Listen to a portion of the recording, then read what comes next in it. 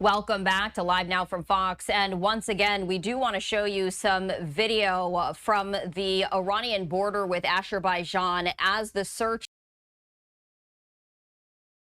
is now underway following a helicopter crash. The helicopter carrying the Iranian president as well as his foreign minister and other officials. And again, we are continuing to follow foreign policy expert to talk more about this breaking news. And Michael, thank you so much for joining us. You're very welcome. And again, information is still very scarce as this is a breaking news situation. But what can you share with us? Well, it is obviously clearly in doubt whether the Iranian president and the foreign minister is still alive. And it's very easy to dismiss it because it's often pointed out that the power is really in the hands of the supreme leader of Iran, Khamenei, and the Iranian Revolutionary Guard and other security forces. But he was being groomed as a possible successor for the supreme leader of Iran, that is the ultimate leader of Iran, who's 85 and not necessarily in good health. And so there's a variety of potential effects of this, but one of them being that he was a possible successor to the current supreme leader of Iran. So, again, details are very scarce, and we were hearing from an anonymous official saying that the president's life was at risk along with the foreign minister, but not going beyond that. If it were the case that the Iranian president was killed in this helicopter crash, what would the impact of that be? I think it could actually be significant in some less than obvious ways. He was himself a very much a hardliner. So you see the hardliners, the extreme hardliners in Iran, unfortunately, consolidating power. But especially in a government that tries to take the name of God and say that it's divine wishes that they're acting on and that they're serving God behind it, I think this is discrediting, because even in saying that God is on their side and that the U.S. and Israel are infidels. So I think it is actually discrediting. It might sound a little bit silly to say, but they are constantly and only speaking in religion. Their leadership only claims legitimacy. It sounds bizarre in today's world, 21st century, based on religion alone. And they claim that they will win because of their religious beliefs and that the United States and the West is evil. So I think it's discrediting. And in the less kind of theoretical concept, it doesn't reflect the competence of this country, this government, the system that is running out of water. Can't keep things cool as they have hotter and hotter summers. They barely have electricity. They're one of the largest producers of oil and natural gas. And the average Iranian can't afford gasoline and is struggling to buy food for his or her family. So I think this crash is discrediting and makes the doubts in this regime grow within the country.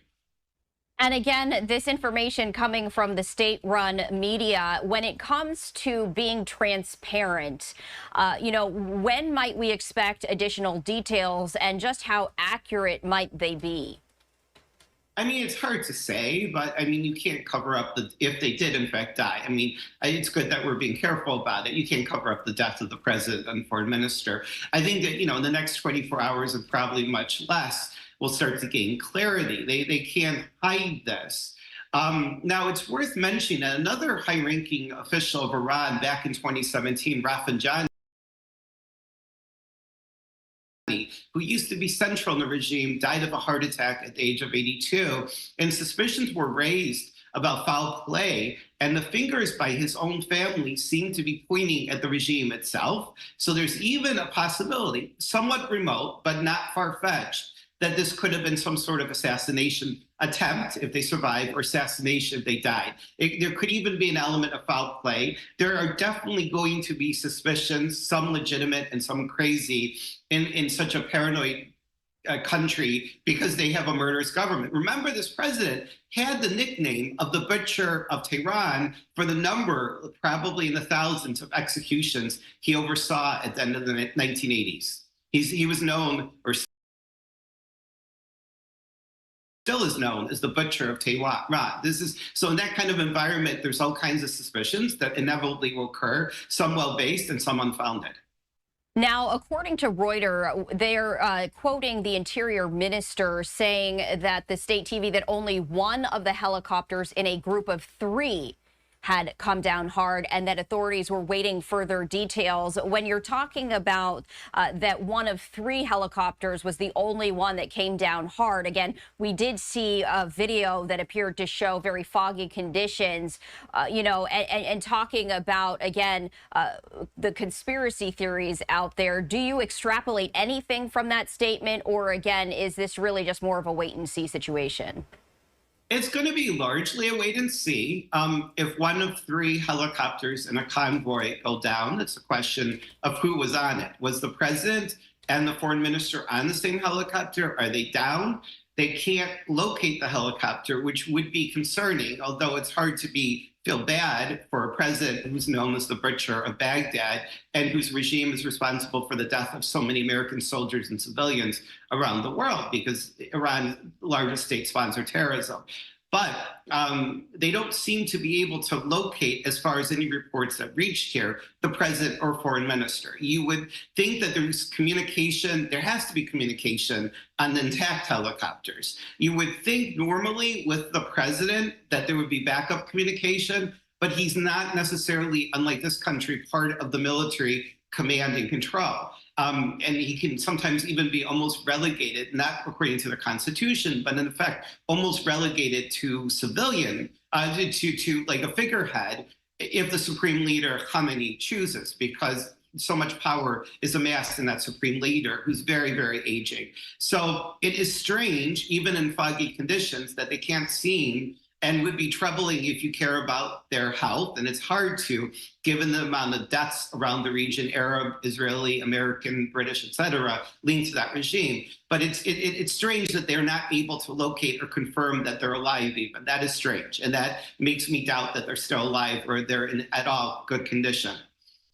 And let's talk about Iran's role in the ongoing war between Israel and Hamas. We have seen recently Iran growing bolder in their attacks. Typically, as you know, they use proxies. Could this incident impact that strategy at all?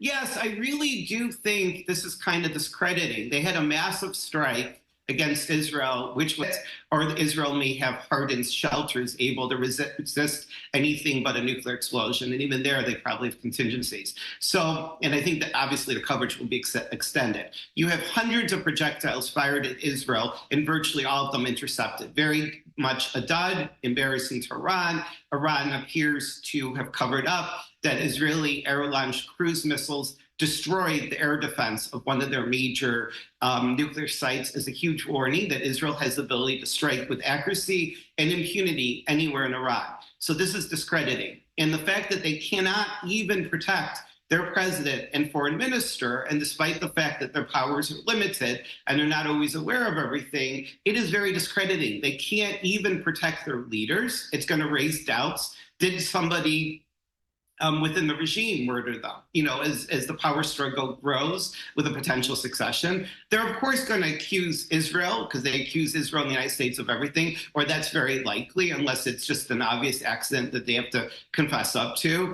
And these are men with an incredible blood. The president of Iran is the butcher of Baghdad. There's a lot of people in Iran who despise this government, including the president, or perhaps the former president of Iran.